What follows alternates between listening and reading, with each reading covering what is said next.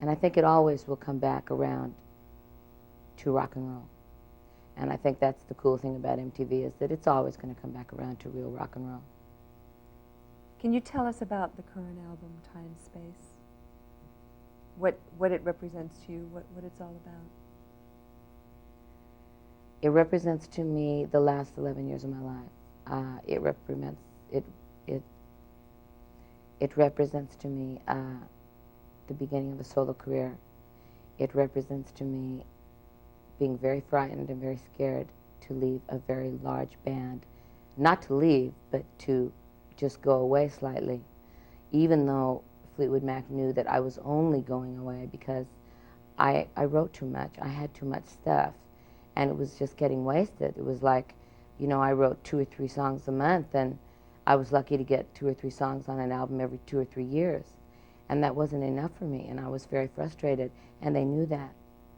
And so it was either do that or completely leave. And so I tried very, very hard for 15 years to juggle 2 careers.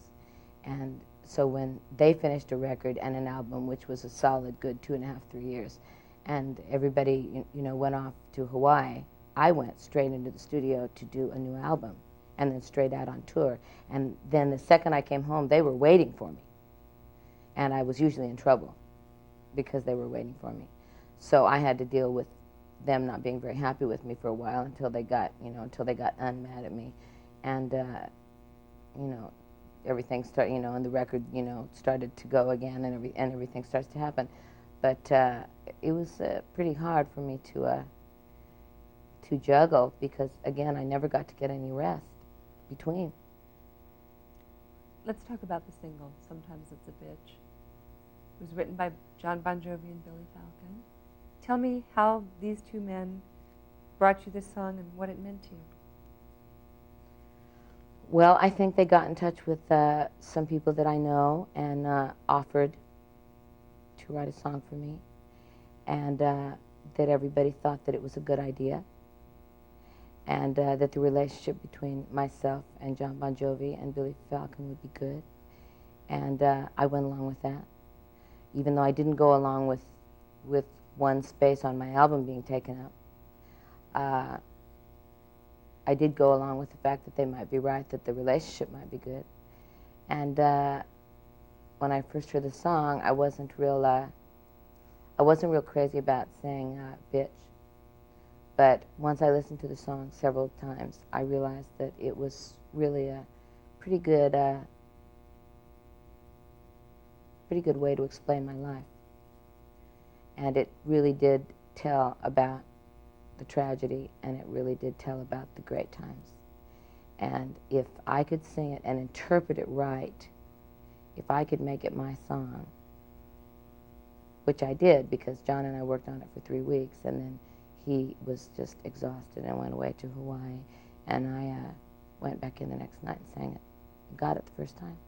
And then when he came home, he really liked it, and he remixed it, and he was happy. Let's talk about the video a little bit. The new video, the completed video. Tell us a bit about, you know, how the video came about, what it means to you, how it connects to the song, that kind of thing. Well, the video pretty much shows exactly what I was talking about before. It shows the high points and the low points. There's a lot of it that shows the really sad me, and I mean, sometimes it's almost borders on tragic. And then there are the times when you can just see that I'm so happy and that this is the only thing I could have ever done.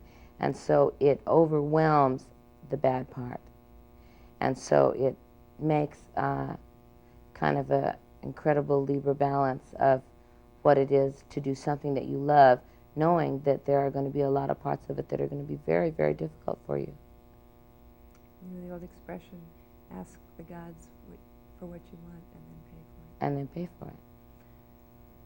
Tell me a little bit about what John Bon Jovi was like to work with. John's a workaholic. John works very, very hard.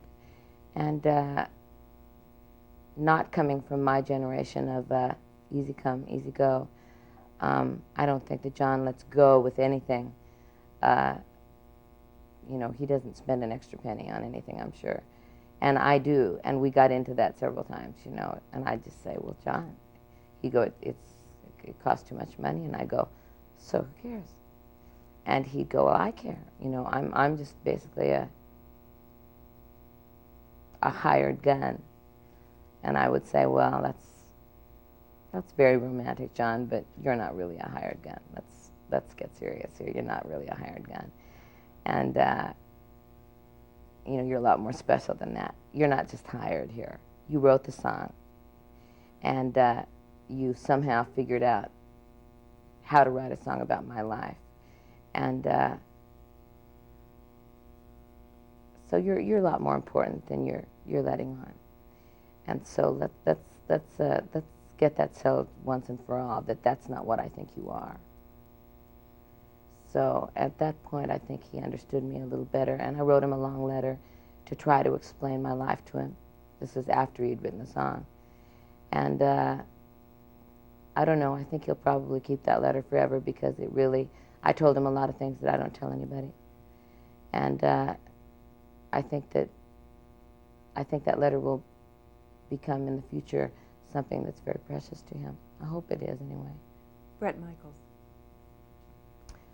Bret Michaels is very, very special. Bret is an old soul. Bret's been around before. And when I first met him, I realized that I didn't care whether I liked his song or not. I liked him. And I'm very much that way. If I meet you and I don't instantly have a connection with you, then I don't really care how good you are. If I meet you and I really like you, I don't really care if you're really bad. So it's like with Bret, you know, he played his song for me, and it was real pretty, and I instantly had an idea for a video, and of course I told him, and he instantly, of course, wanted to become a video director. And I said, Bret, let's give it 2 or 3 years before you leave, you know, everything, go into directing videos. But he's just, he's a little angel. He's very special. Billy Falcon. Billy Falcon was an absolute pleasure on the road. And Billy's band was a pleasure. And they absolutely, I mean, they opened the shows, they got everybody going, they did everything an opening act is supposed to do. And plus the fact that they were innocuous in a, I don't know if that's the right word, they were inobtrusive. Unobtrusive. They blended into the woodwork, you know. They stayed very much out of the way unless we pulled them out. And like I wrote Billy a letter at the end of the tour, and I said, I wish we could have spent more time together, but it seems like we were ships passing in the night. But someday, we'll sit down and we'll write, because I'd really like to do that, because Billy's a very special man. And there's just a look on his face. He doesn't say very much. And he just kind of leans against a post and kind of watches. And but there's a lot, you look into his eyes and you know that this man has been through a lot and covered an awful lot of territory in his short life. And that he's going to conquer a lot of mountains. Great. That's it. We're just going to do the promos. I'll read them to you, and you can do them just like we did before. They're really short. Hi, I'm Stevie Nicks, and you're watching MTV Asia.